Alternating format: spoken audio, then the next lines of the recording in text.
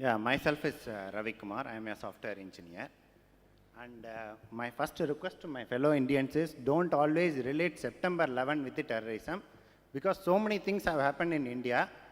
More than 20,000 people have been killed in Kashmir. 2,000 Muslim brothers have been killed in Gujarat. So we have so many instances to link with terrorism in India itself. Like we can link December 13th to terrorism, and the day in which Akshardham temple people have entered, that we can link it with the terrorism.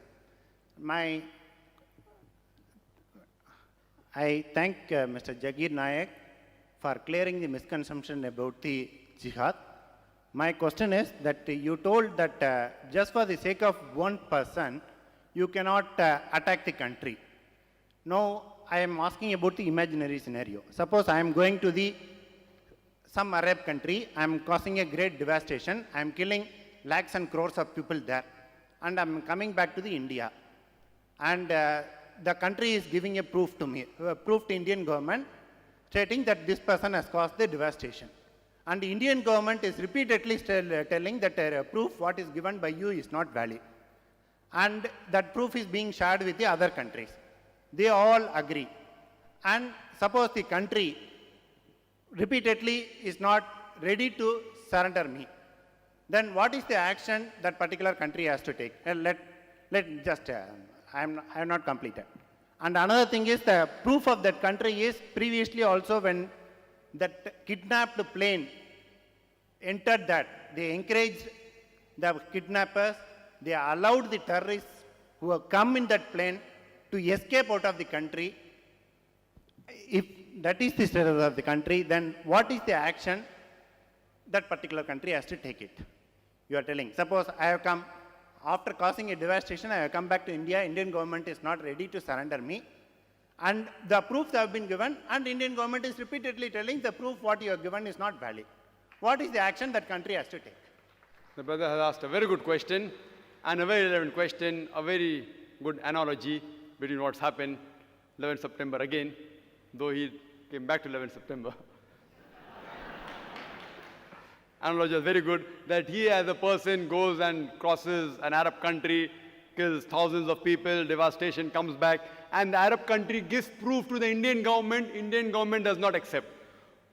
Mullah Omar, again, he's not my friend, he told USA, give me proof, and the USA government could not give proof. They shared it with Tony Blair. They shared with Musharraf. Musharraf is saying that I have got enough proof.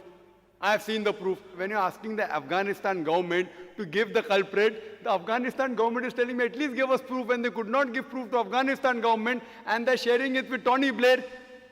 It is illogical. That means there's something fishy in the proof. Till today, Osama bin Laden is prime suspect. It's only hypothesis. The proof should be solid proof. And if they had given solid proof that Osama bin Laden had done it, Afghanistan had to hand over Osama bin Laden. Which they didn't do. If you do something to the Arab country, an Arab country gives proof, and if Indian government objects, then you can go to the International Court of Law. Where is the International Court of Law taking place in case of Osama bin Laden? Where is it? Where is it? There are international guidelines. Do you know the rule of international guidelines? If suppose there is an extradition policy between the foreign countries. For example, if a person like India and UK have an extradition policy, if any criminal of India does a crime and goes to UK, they can ask for the criminal back. And one of the examples is Nadeem. You know Nadeem, the music director. The Indian government said that he was involved in Gulshan's murder. So when they gave the proof in UK government, in the UK Court of Law, the UK Court of Law said your proof is nonsense. They sued the government, Indian government. Indian government had to pay the charges of the advocates of Nadeem. Enough proof they gave. They didn't agree. They say your proof is not valid. Did India wage a war against UK? Why didn't they wage a war? Why didn't they wage? But the Indian government gave proof at least. There, USA didn't give proof to Afghanistan at all. So even now, if you go to a Saudi land or any Arab land, and if you do something, and if Saudi Arabia gives proof here that you are the culprit, even if the Indian government doesn't agree, Saudi government or any Arab country cannot bombard the 1 billion Indians. It doesn't give permission. Islam doesn't give permission that even if you're the culprit, even if you have killed 1 million people, they can come and catch you if they have the power. They can't bombard the innocent people. They can't do it. It's not allowed in Islam. Same thing you're saying, let's talk about the present scenario in Kashmir, in Gujarat, in Akshadam. I say that whatever may be the background, why those two terrorists entered, in Islam, you cannot destroy the monasteries. You cannot kill the religious people.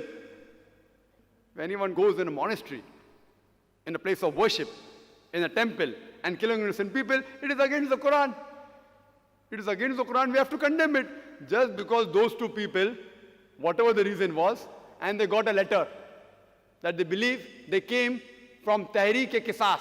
Qisas is an Arabic word, which means you can take revenge. And it said it was the cause was because maybe their family was killed. Even if their family was killed, they have no right to kill 44 people. The cause was maybe somebody else, but the action was wrong. Just because somebody killed, if they knew who the person had killed their family members, if they have gone and taken revenge with that person, it was separate. How can they kill other 44 people who are innocent? So in Islam also, even if you know who the main culprit is, as I said in my talk in Surah Ma'idah chapter 5 verse 32, if anyone kills any other human being, unless it be for murder or for creating mischief in the land, it is as though he has killed the whole of humanity. Only if you know who the person is, if he has done mischief and done murder, that is the only way that you can kill him. For no other reason can you kill anyone else. Islam condemns that as though you have killed the whole of humanity. Hope that answers the question.